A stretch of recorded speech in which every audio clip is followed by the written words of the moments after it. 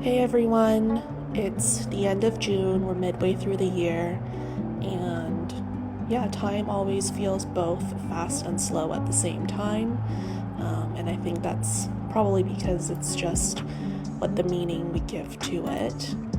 And to be really honest, I procrastinated quite a bit on making this video. I feel like throughout the month I'm always thinking about it in the back of my head, but as the end of the month draws closer, I feel myself kind of pushing it a little bit back out. And well, now it's, end of the day on June 30th, and I've told myself that I would complete it by the end of the month, so kind of ticking towards the last few hours. And yeah, I think there is always a little procrastination in this because there must be some fear hidden behind it.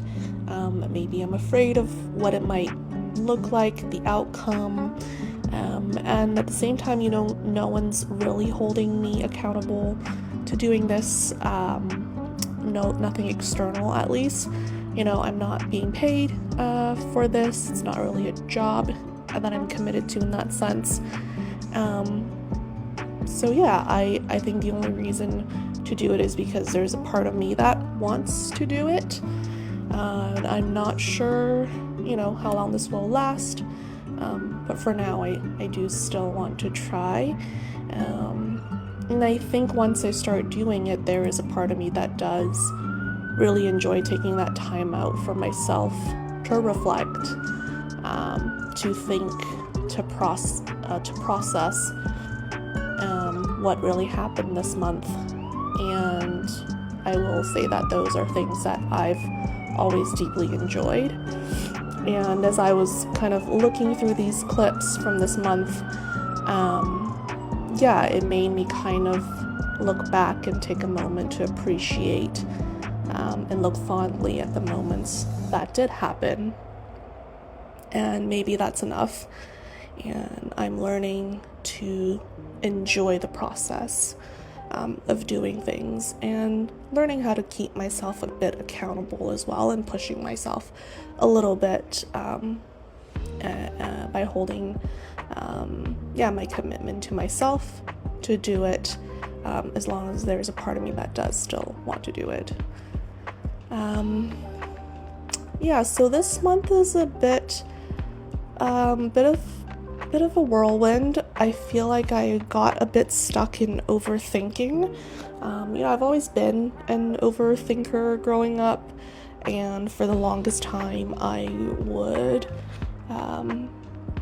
really drive myself kind of mad in circles overthinking, and then I would also judge myself for overthinking and kind of wish that I could go with the flow more, relax a bit more, and not overthink and not overplan.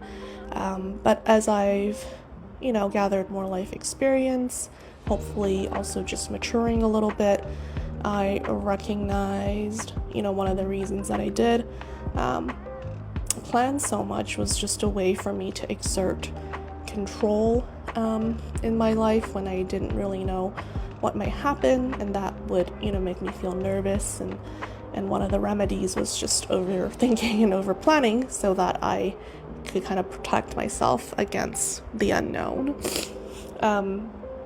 But yeah, I can also recognize that there are some really good parts of me that come with this very planful nature. For example, it makes me someone who is very thoughtful, very intentional when I do, commit or take action to things. And I will also think a lot and reflect later if I take action and something happened. I will look back at it, think about, what caused the consequences that unraveled. I would say that overall I'm a very considerate person, and I can appreciate that there are cases where this type of planful and practical side is very helpful and beneficial. So for example, an area of life that this is helpful, I think for sure, is like finances.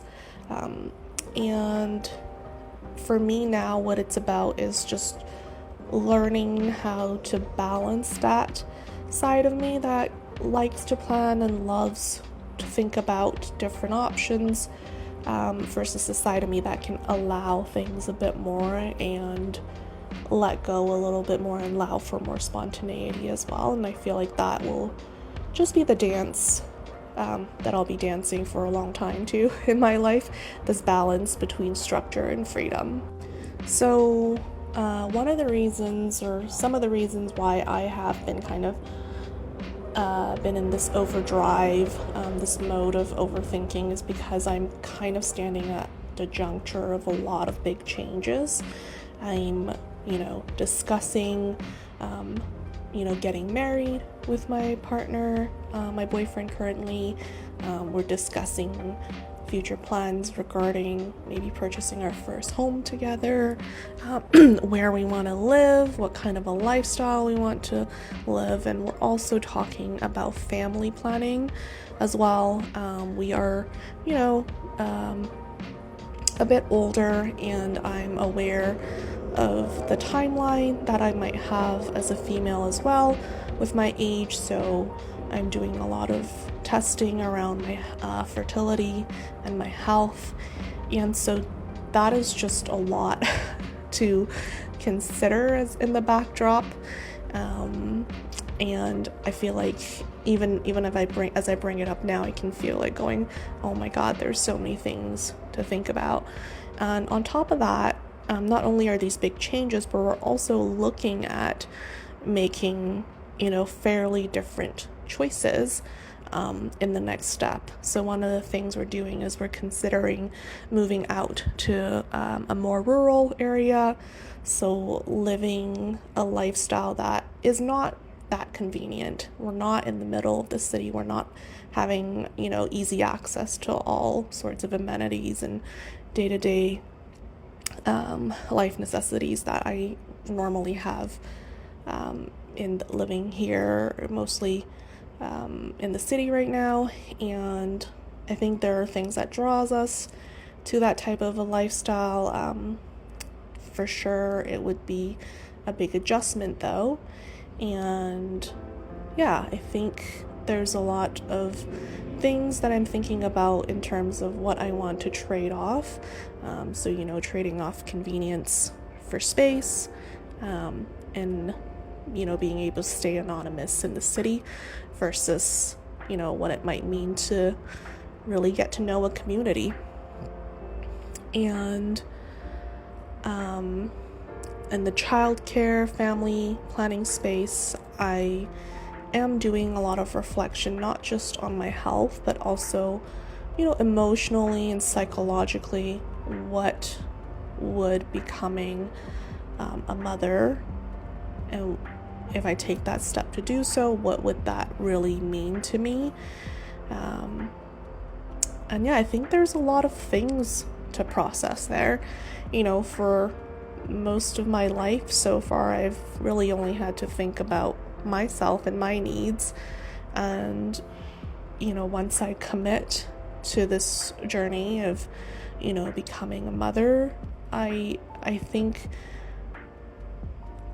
I realize it on the surface level, but when I really think deeper, day to day, I'll take just random moments out of the day, maybe a morning where I'm lying in bed and I can sleep in. I would be like, well, if I had a kid, I wouldn't be able to do this right now. Or just at the end of the day, going home, I can have my own time. And then I would go and, if I had a kid, I have to go home and make sure that they're fed, and take care of their needs. So it's truly about kind of accepting that level of responsibility and asking myself if I'm willing to really make that type of sacrifice, to basically no longer prioritize my needs, but to prioritize someone else's needs. And to do that, from a place of choice, essentially, and commitment. And I think there's a lot of things that frighten me with that. A lot of fears come up as well when I think about going through the process of giving birth. But I do think overall that I'm happy that I'm taking this time to think about these things.